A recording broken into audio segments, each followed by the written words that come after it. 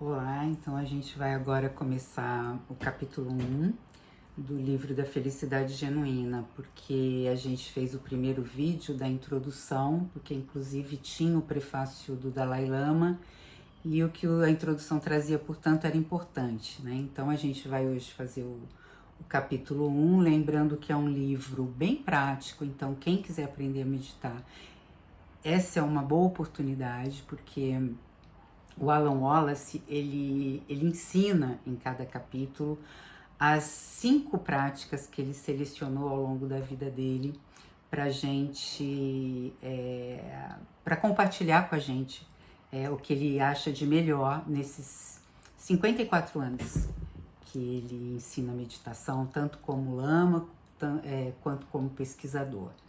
Então, o Ler Juntos é assim, eu deixo no YouTube tanto essa leitura comentada capítulo por capítulo toda semana, como também eu deixo a meditação daquele capítulo para vocês no YouTube. Então vamos lá, hoje é o capítulo 1, e no capítulo 1 ele vai falar do primeiro tipo de meditação que ele traz, que é o tipo mais comum, que a gente também conhece, que é a meditação da atenção plena, ou mindfulness, né?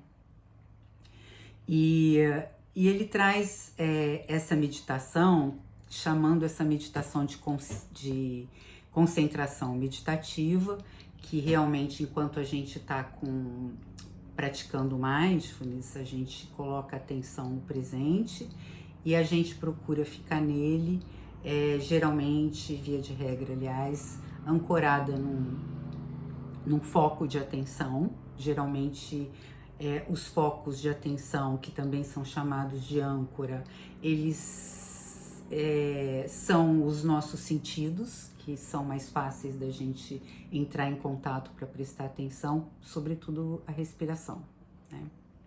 Então, a meditação concentrativa é um tipo de meditação que já existia na época do Buda, antes dele trazer algumas inovações. Então, essa meditação concentrativa, por exemplo, também é presente em meditação transcendental, que é outro tipo de meditação bem conhecida, que também fazia parte daquele momento do Buda em que ele viveu.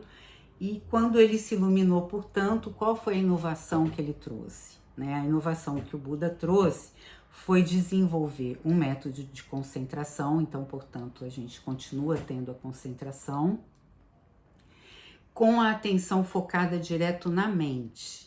Então, quando a gente foca só num objeto, como na respiração, ou como no caso da transcendental, em um mantra, normalmente a gente fecha o foco ali e a gente não consegue mais, ou melhor, a gente suprime as outras atenções, porque a gente está com o foco fechado na respiração, no caso de mindfulness, e no mantra, no caso da transcendental. Já essa inovação de você observar a mente diretamente significa que mesmo que em mindfulness, que a gente copia então do Buda, né, a gente tenha a respiração como âncora, a gente também está focado no movimento da nossa mente. A gente não suprime, na verdade, esse movimento. Então, a gente tem essa consciência de observar o presente,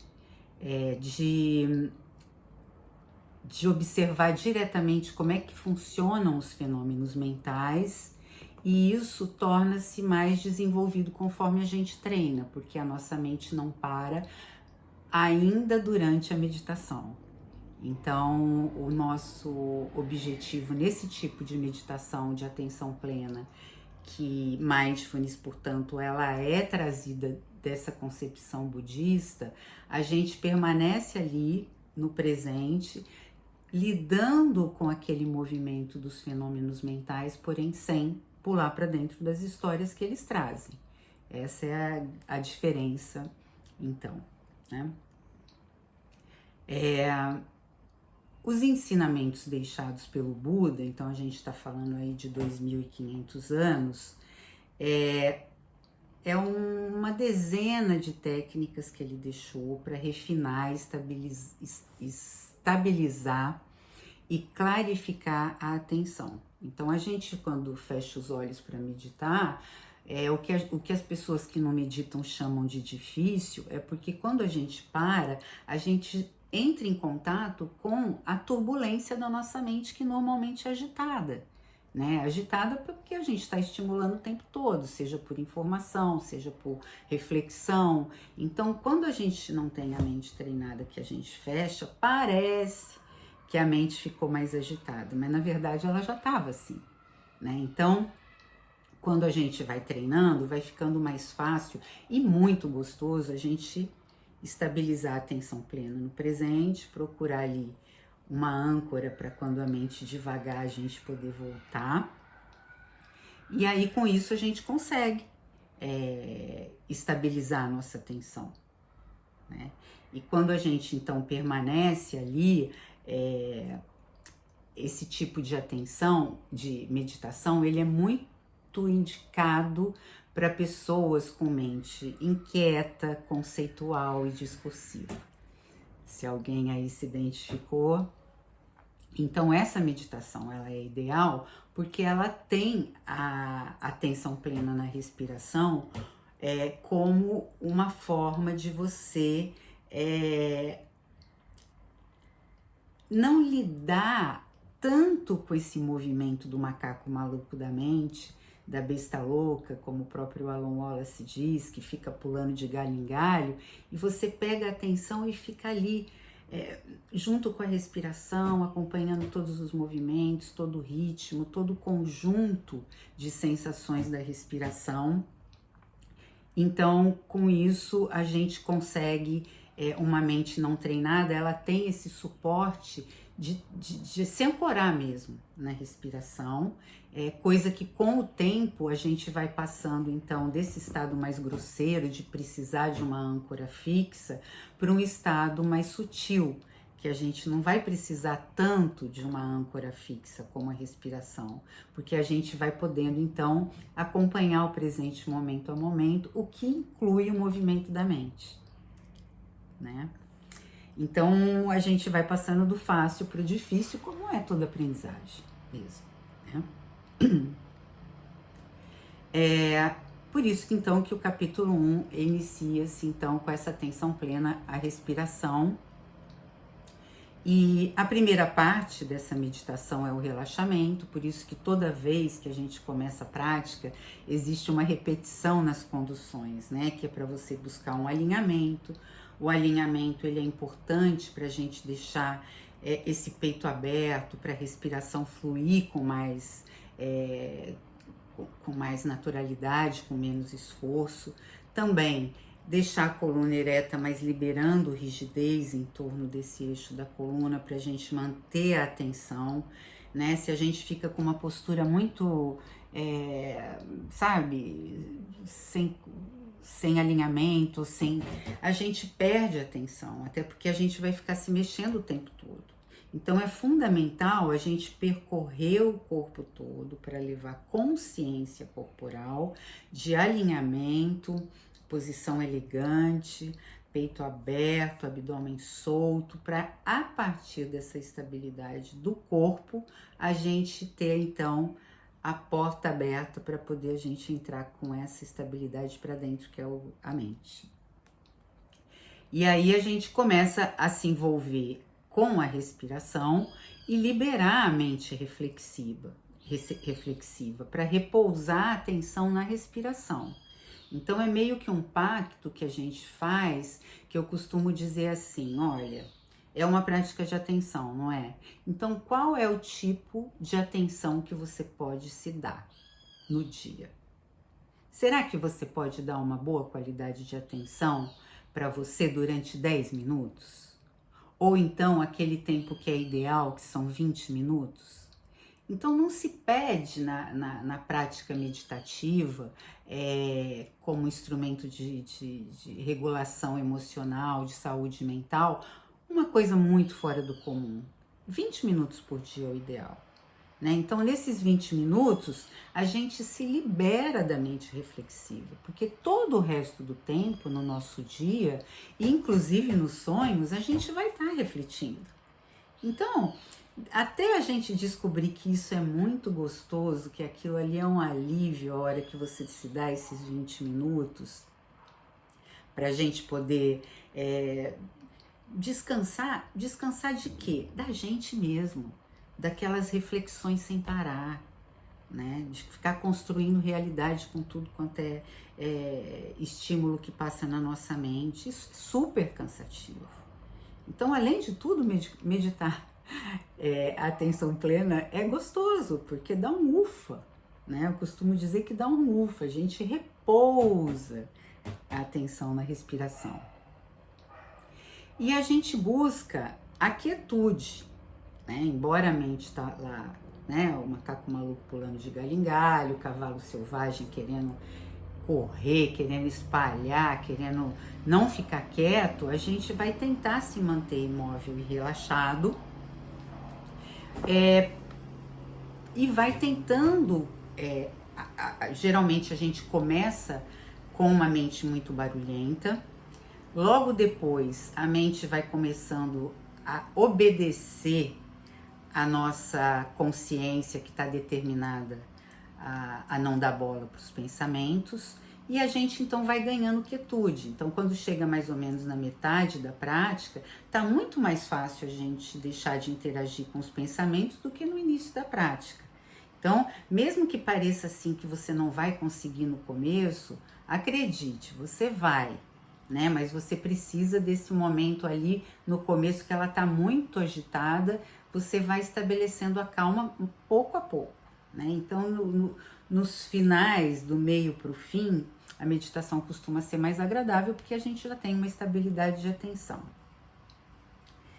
E a vigilância é essa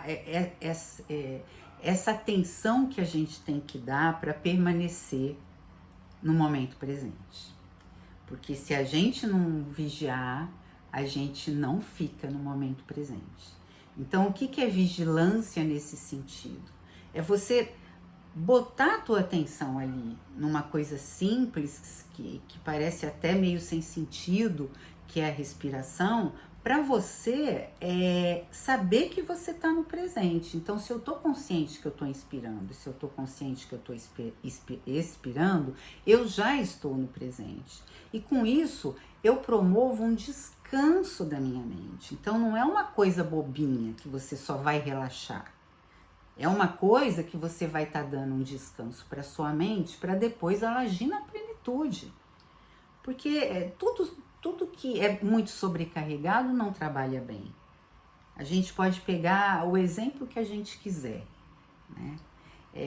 Então, a gente precisa dar esse descanso, que é quando a mente, durante o período da prática, ela deixando de refletir, deixando de criar realidade com tudo que passa de evento mental, quando a gente volta a solicitar a mente para refletir, ela está muito mais lúcida, porque ela está muito mais limpa de excessos, né?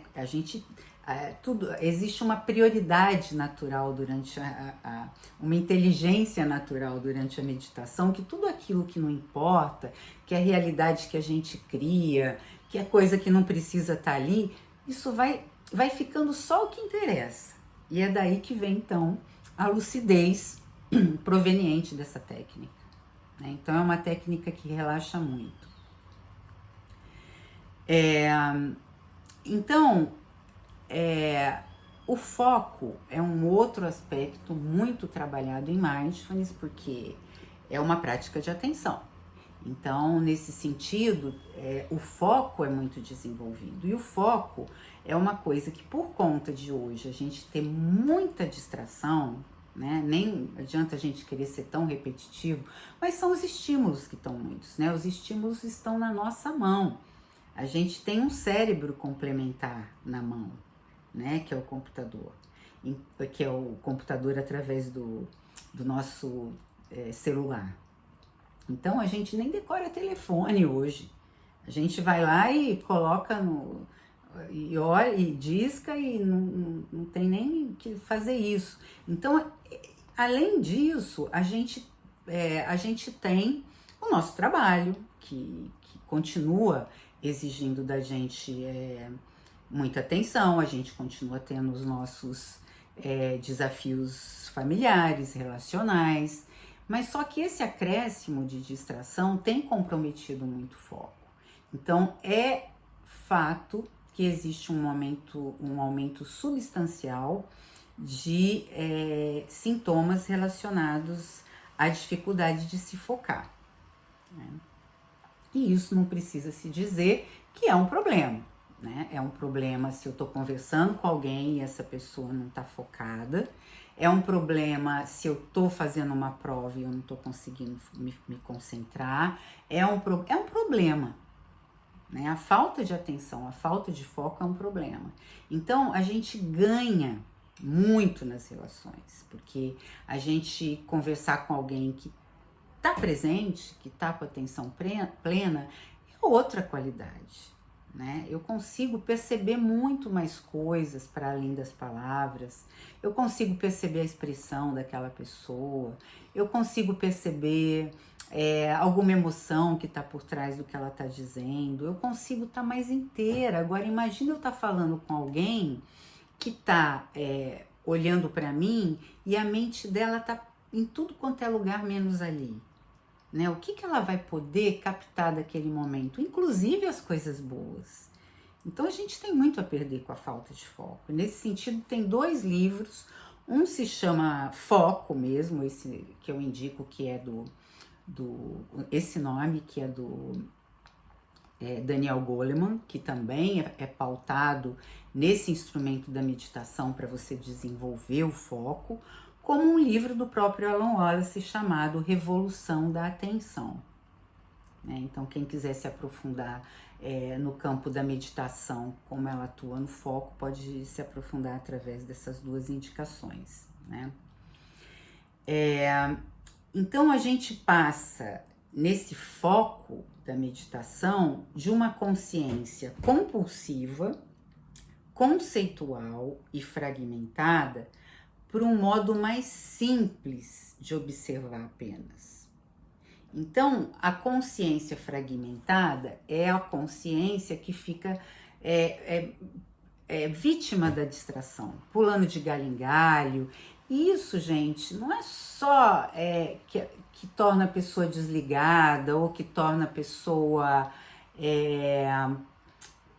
por exemplo, tem muita gente que fala assim, nossa, mas eu sou assim, eu sou distraída mesmo, não liga não. Não, isso causa uma exaustão, né? É uma exaustão para a pessoa que é desfocada, é uma exaustão para a pessoa que não consegue manter a atenção. E é um problema no desempenho, seja no desempenho profissional, seja no desempenho relacional, seja no desempenho acadêmico. Então, a gente tem hoje um instrumento que é a meditação para poder desenvolver isso, né? Que é muito caro para nós, sempre foi, mas atualmente com o desafio que a gente tem de combater as distrações, de tudo que representa ter um computador na nossa mão o tempo todo, que a gente interage o tempo todo, então a gente precisa ter alguma coisa para combater essas distrações, senão a gente só vai ser compulsivo a distrair. O natural vai ser sempre distrair, né? E essa mente fragmentada que está em várias coisinhas e na verdade não está em lugar nenhum, né? Isso gera uma sensação interna de insuficiência também, sabe? Você passa o dia fazendo coisas e você chega no final do dia e você acha que você falhou em todas as partes, porque tudo não deu para você fazer na completude, né? É como se você ficasse mesmo dando um pouquinho aqui, um pouquinho ali, um pouquinho lá e nada concluiu exatamente, né? Então, a falta de foco, ela é realmente um problema, é um problema que a gente precisa e hoje a gente pode combater com atenção plena nessa prática, então, que é a primeira trazida pelo Alan Wallace, né? Cujos benefícios acadêmicos aqui a gente pode falar muitos, mas são benefícios tanto físicos, quanto benefícios para o sono, benefícios de equilíbrio emocional. Isso tudo está fundamentado e vem sendo cada vez mais em pesquisa, né? Então, a prática da respiração, ela funciona da seguinte maneira, né? Os pensamentos invadem e a gente, durante a prática, libera esses pensamentos ao expirar, sem se identificar com eles e sem responder emocionalmente. Isso significa que eu tô lá respirando e de repente passa, né? Porque nessa prática a gente não, que é a tal da inovação do Buda, a gente não deixa de observar que o pensamento passou, né? A gente não suprime o movimento da mente, a gente reconhece, mas a gente tem o propósito de não interagir com eles. Ah, mas isso é difícil. No começo né? Mas o fato é que é possível. Um pensamento, ele aparece, mas ele não sobrevive se você não der atenção para ele. Se você não der atenção para ele, ele vai embora. Ah, mas aí não vem mais? Vem. E você não dá atenção para ele. E como você faz para não dar atenção para ele? Então você libera esse pensamento ao expirar. A expiração é uma oportunidade ótima para soltar. E aí, se for um pensamento muito, assim, persistente ou muito que volta e meia na meditação eu fico voltando para ele e ele está muito presente, eu posso me acomodar ali na respiração de modo bem fechado, recuperar a minha atenção ali, protegido na respiração, e depois eu poder observar esse presente de uma forma mais livre também. Né? Mas não se identificar, não criar história. Passou, por exemplo, daqui a pouco a minha filha vai chegar. Nossa, se ela chegar antes, eu vou ter que interromper aqui. Meu Deus, né? Então, não, eu tô aqui. Se ela chegar, ela chegou, né? Eu não ficar tão consumida e eu não precisar ficar criando histórias com tudo, né? O pensamento, a minha filha vai chegar, pode passar, e eu me manter presente aqui onde eu tô fazendo o que eu tô fazendo, sem ficar construindo histórias com o pensamento que passou, com o que eu vou fazer daqui a pouco, com o que eu deixei de fazer ontem, com uma coisa que eu não posso esquecer que passou na prática. Não se preocupa, né? Se foi durante a prática, pode deixar que você vai lembrar, porque a tua consciência refina, né? Então, o pensamento surge, passa diante de você e desaparece. Ele desaparece. Se você não conversar com o pensamento, não tem pensamento que sobrevive. Ele simplesmente vai embora, tá?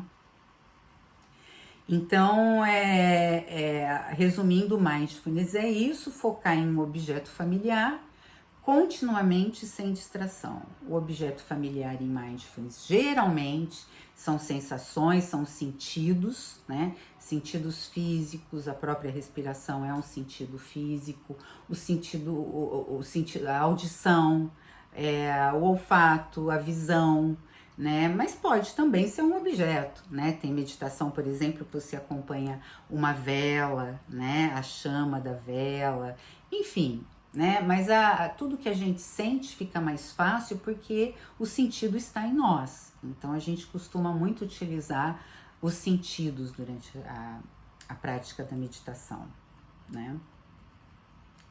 E essa prática, que é traduzida de atenção plena, que é traduzida para o inglês, do inglês, para o inglês, a gente traduz mindfulness, que é do inglês, para o português como atenção plena. Essa mesma concepção de atenção plena é traduzida em tibetano como lembrar. Isso é importante, porque tibetano a gente está falando lá da origem, de onde a gente se apoia para poder ensinar. Então, lembrar o quê? Lembrar o fluxo de lembrar o tempo todo. Eu tô presente, eu sei que eu tô presente. Eu tô respirando, eu sei que eu tô respirando. Olha, eu me distraí. Ok, eu posso voltar. Então, eu tô sentindo o meu pé, eu tô sentindo um barulho aqui do computador, enfim, eu acompanho o presente e eu lembro o tempo todo que eu tô aqui, eu sei que eu tô aqui, né? E eu me ancoro nesse fluxo de entrada e de saída do ar, né? Que é gostoso, porque tem um balancinho. Inspira, expira, inspira, expira, né? E o que acontece nesse período quando eu não me vinculo aos pensamentos? Quando eu não me identifico com pensamentos ou emoções, né? Porque eles não param, né? Eu começo a cultivar a qualidade da consciência. Porque a nossa consciência é essa que observa o fluxo mental. Um pensamento, uma memória, às vezes uma emoção, às vezes uma imagem. A consciência observa durante a prática, ela está ali paradinha, né? E com isso, ela vai ficando muito forte como consciência, porque ela não entra de gaiata em qualquer história, ela não entra de compulsão em qualquer estímulo. Ela vai ficando muito mais seletiva para poder dar atenção àquilo que realmente importa. Então é isso que muita gente fala, o que quer dizer o refinamento da consciência trazida por essa prática, que em suma é a lucidez. É a lucidez porque quando você vê com clareza o que é que eu tenho que dar atenção que vale a pena e o que é que eu tenho e o que é que eu tô dando atenção que não vale a pena, eu pego a minha atenção e eu posso conduzir para aquilo que vale a pena. Eu não sou perdulário de atenção.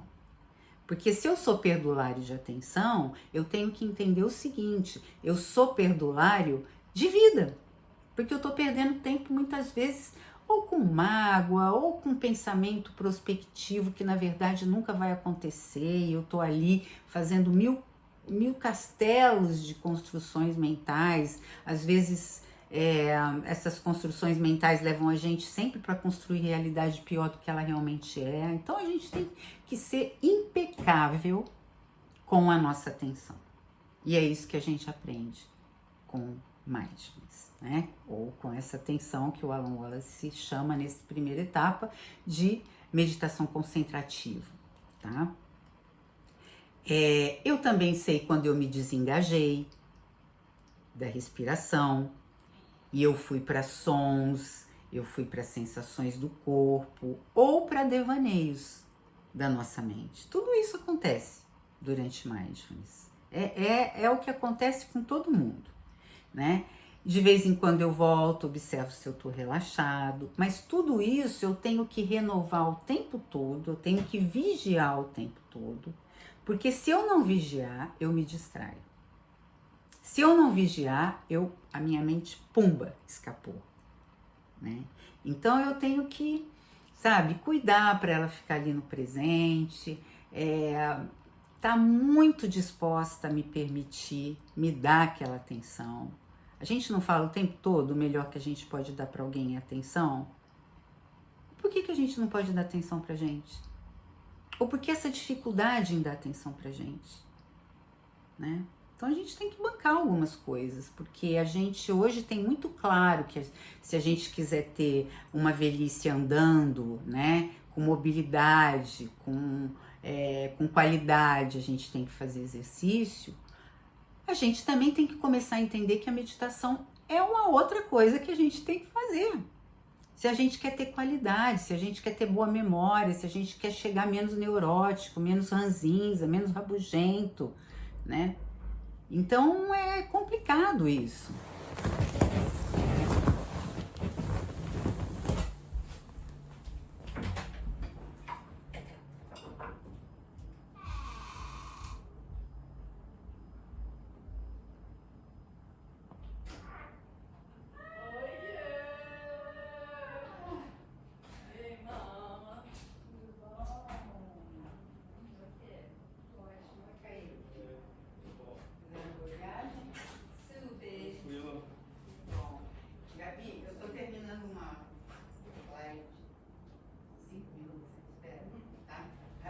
Fiquem à vontade. A Gabi?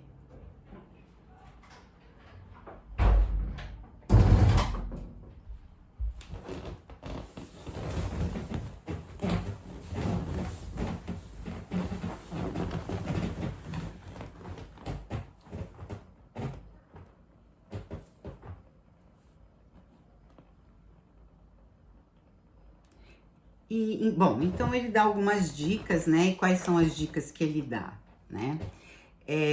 Não é uma técnica de concentração ocidental, né? O que ele quer dizer com isso? A gente não pode querer meditar na marra, né? Porque normalmente no Ocidente, quando a gente tem que fazer alguma coisa, é muito valorizado.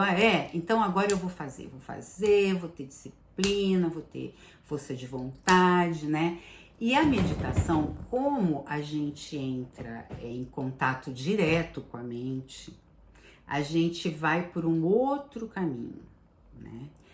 Eu, quando ensino, eu tenho que também estar o tempo todo encontrando esse equilíbrio entre é importante meditar todo dia, mas eu vou mais pelo bem-estar da prática, por você fazer essa memória de que é gostoso, de que é um alívio na hora que você está ali meditando. Então você vai formando uma memória afetiva do que é realmente a meditação, que é gostoso. Não dá para você impor com muita voracidade, como a gente tem assim no Ocidente essa ideia, porque aí você acaba fazendo um registro emocional ruim, desagradável, de uma coisa que é super agradável.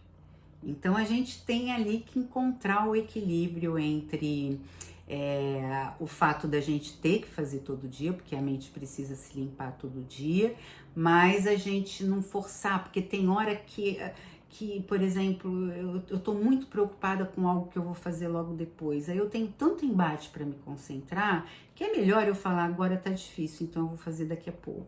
Aí eu procurar espaços de tempo onde eu não vou estar com essa concorrência de atenção tão forte para me distrair, né? Então, é muito a meditação é muito um caminho que você busca o você se sentir bem, o você se sentir tranquilo, você se dar atenção, você ser gentil com você.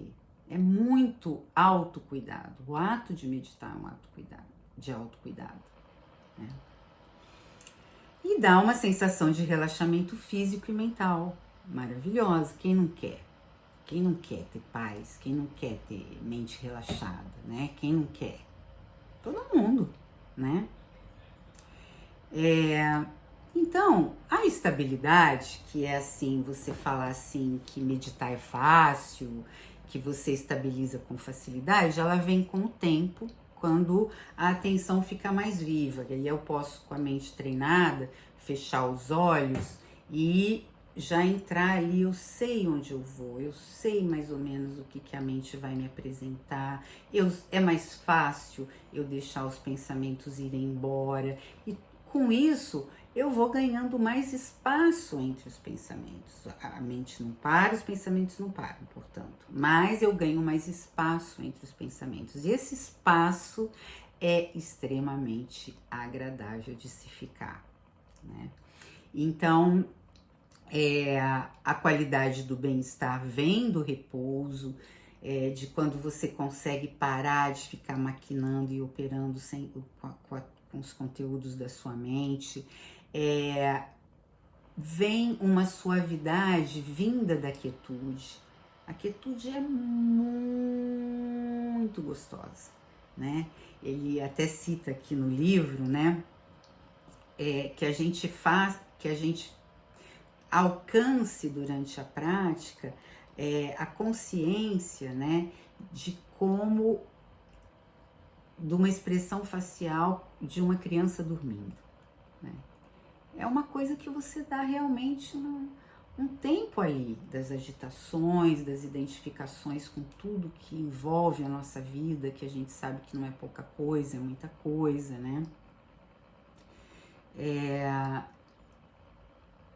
E então, para o Buda, a atenção plena é eficaz para equilibrar e purificar a mente, né? Então, a gente vai falar de outras técnicas que o Buda também usou junto com essa, mas essa foi uma das que ele utilizou, por exemplo, no dia que ele se iluminou, né? E eu sempre gosto de brincar que essa purificação, então, da mente, ainda que a gente não não se ilumine, porque afinal de contas a gente não vai ter a mesma frequência e constância de meditação, por exemplo, que tem os monges, a gente vai conseguir uma gambiarra da iluminação. A gambiarra da iluminação, que seria essa lucidez, né? Ter uma mente mais clara, que eu vejo mais, que não está tão obscurecida pelo excesso de estímulos e de informação, né? E aí tem uma metáfora que ele traz que eu acho interessante, que é uma metáfora de um redemoinho que se forma de poeira, e esse redemoinho vai ficando mais forte e vai percorrendo e vai fazendo muito estrago por onde ele passa. Aí vem uma nuvem, né, cheia de água, que começa a deixar chover nesse redemoinho cheio de pó, e o redemoinho ele se desfaz, né?